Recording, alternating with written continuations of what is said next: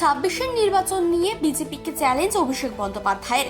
SIR করুক বা FIR করুক, তৃণমূলের সিট বাড়বে, ভোটের পার্সেন্টেজও বাড়বে।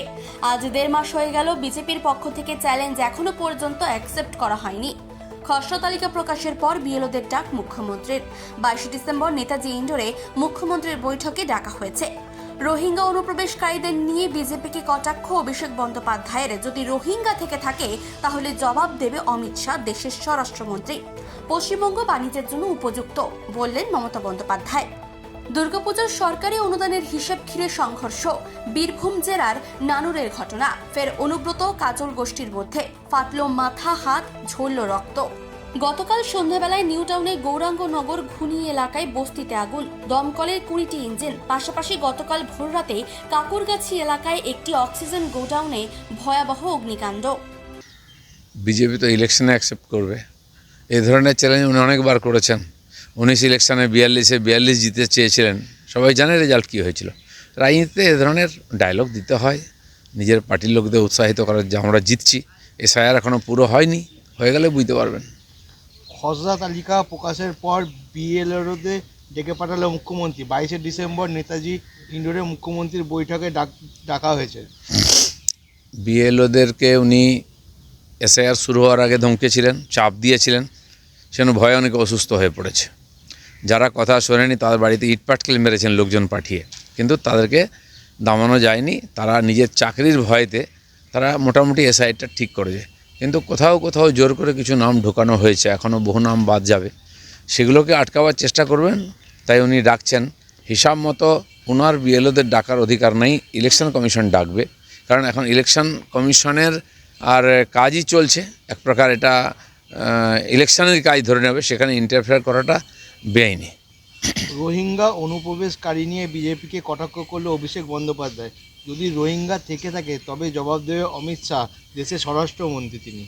না, উনি জানেন তো স্বরাষ্ট্রমন্ত্রী রোহিঙ্গা কোথায় আছে, কত আছে, আর কে ঢোকাচ্ছে, কে শেল্টার দিচ্ছে, সেটা অমিত শাহ ভালো করে জানেন এবং তার ব্যবস্থা উনি নিচ্ছেন।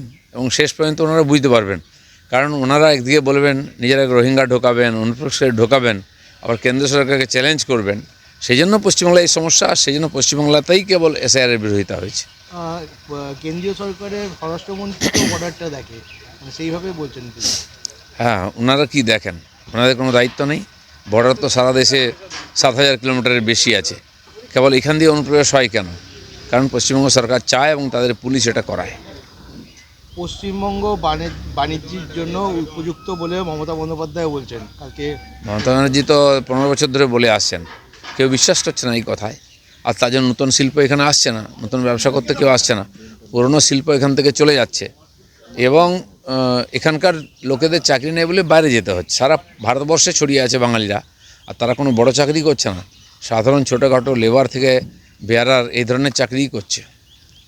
দুর্গাপুজোর সরকারি অনুদান হিসাবকে ঘিরে সংঘর্ষ। বীরভূম জেলায় নানুরের ঘটনা। ফের অনুব্রত কাজল গোষ্ঠীর মধ্যে সংঘর্ষ দুর্গাপুজোর। টিএমসির সর্বত্র সংঘর্ষ পয়সা নিয়ে, সে দুর্গাপূজা হোক, ক্লাবকে দেওয়া টাকা হোক, 100 দিনের কাজের টাকা, সব কিছু লুটপাট চলছে। আর তারই ভাগ বাঁটোয়ারা, তাই দখলদারি, তাই মারপিট, গুলি গোলা, তাদের নেতারা মারা যাচ্ছে। এর পেছনে অন্য কোনো কারণ নেই।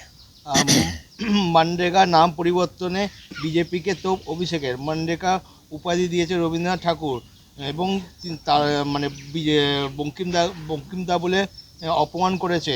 কবিগুরু জন্মস্থান কোথায় আপনারা জানেন না, সেই নিয়েই কিন্তু সংসদ ভবনে অভিষেক বন্দ্যোপাধ্যায় বলেছেন। উনি কি বাংলার সব মহাপুরুষ, ভারতের সব মহাপুরুষ সম্বন্ধে জানেন? কতটুকু জানেন? তার পিসিকে জিজ্ঞেস করে নিন। উনি নতুন নতুন জন্মতিথি দেন, নতুন নাম, নতুন ইতিহাস তৈরি করেন। সেখানে এদের বলার কিছু নাই।